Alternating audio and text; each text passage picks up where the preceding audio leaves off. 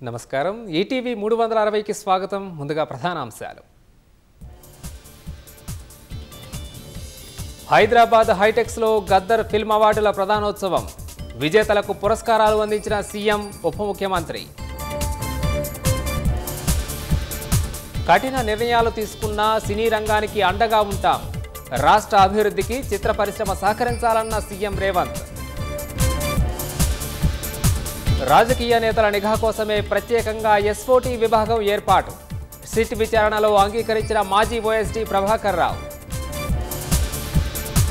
రంగారెడ్డి జిల్లా నాగారంలో భూదాన్ భూముల స్వాహాకు కుట్ర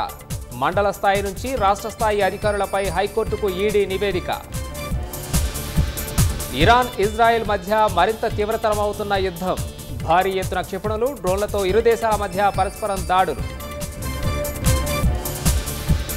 అణుశుద్ధి కేంద్రం సహా ఇరాన్లోని 150 లక్ష్యాలపై ఇజ్రాయెల్ దాడులు టెల్ అవీవ్పై టెహ్రాన్ క్షిపణుల్ని అడ్డుకోలేకపోయిన ఐరన్ డోమ్ వ్యవస్థ అమెరికాలోని మిన్నెసోటాలో చట్టసభ సభ్యులే లక్ష్యంగా దుండగుడి కాల్పులు డెమోక్రటిక్ నేత సహా ఆమె భర్త మృతి విచారణకు ఆదేశించిన ట్రంప్